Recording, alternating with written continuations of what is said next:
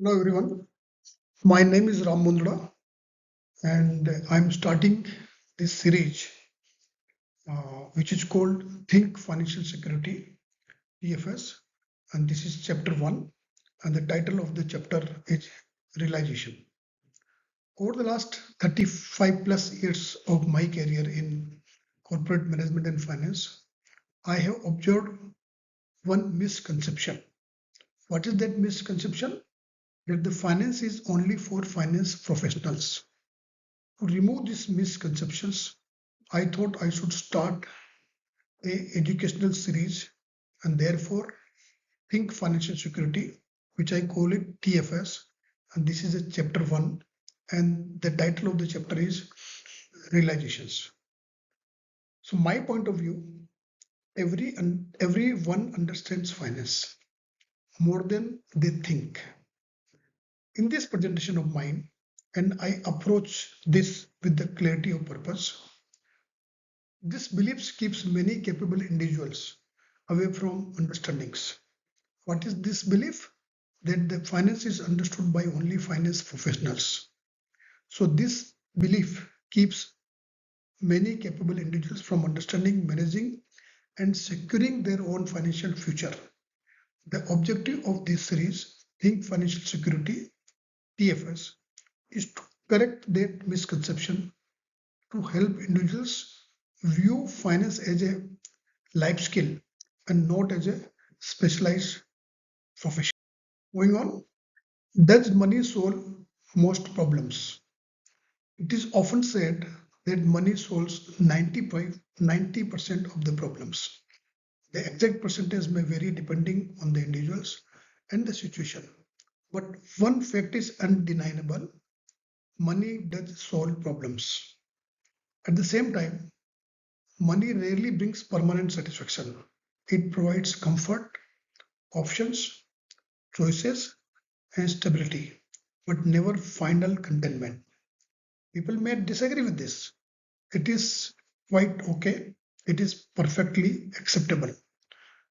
What cannot be denied, however, is the role of money plays in the determining the quality of life, quality of choices available to us in life. Ignoring money does not reduce its importance. Moving on, you can see a statement on the screen.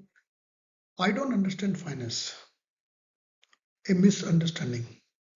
Many professionals says, I don't understand finance. It is not my subject because I am not the finance professional.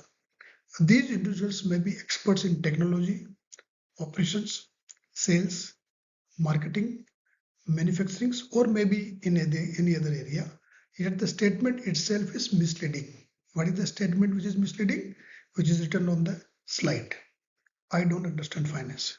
For example, if you are a salaried employee and you receive your monthly salary, do you verify whether the amount credited to your bank account is correct?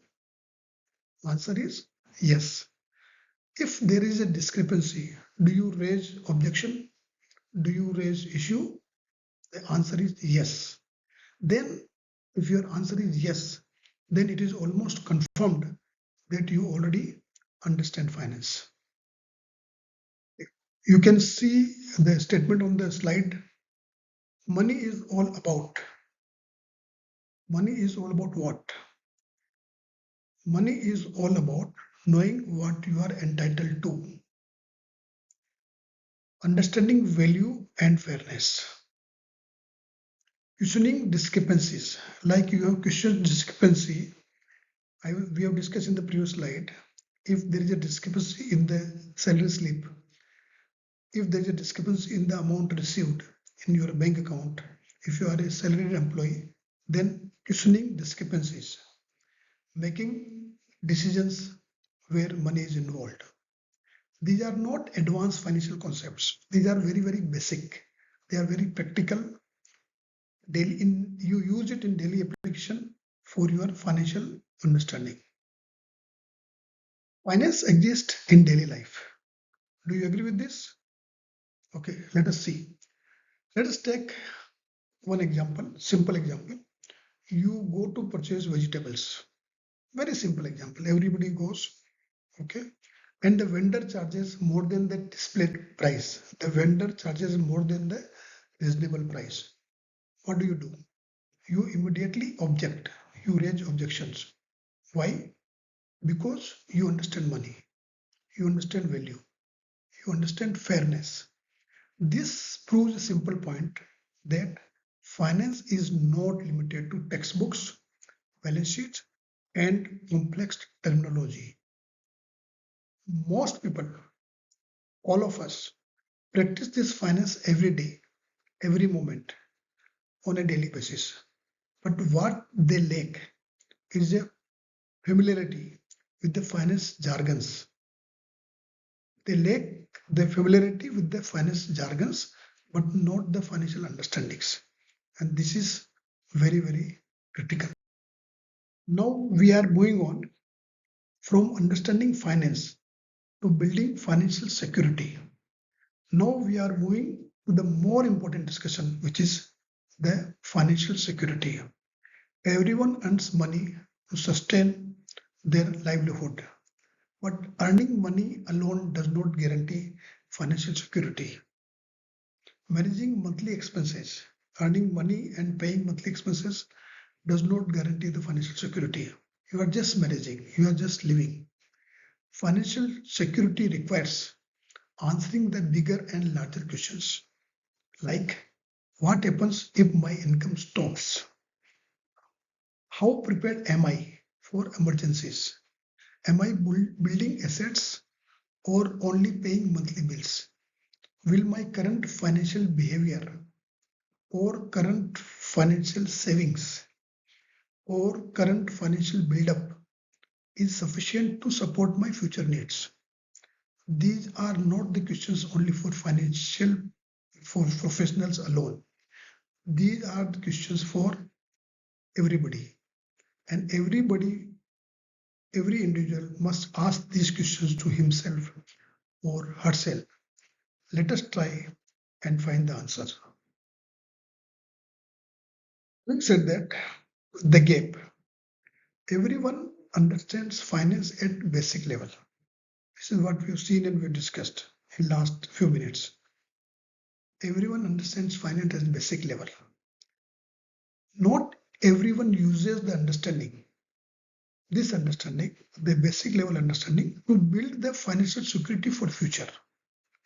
This gap is where most financial stress or financial tension comes into the picture. So, what is next? What do we do? So, the purpose of this series, Think Financial Security, TFS, Chapter 1, and the few more chapters to come, this presentation series is to bridge this gap without jargon, without very financial big language, big words, in a very simple language. So wait for my next presentation. In the next presentation, we will begin addressing how everyday financial awareness can be converted into long-term financial security. So thank you for watching this. And a few days back, maybe around 2 days back, I have posted one video of mine on another subject, the understanding numbers like balance sheet, profit and loss account, and cash flow. And that was useful for the young founders, young entrepreneurs.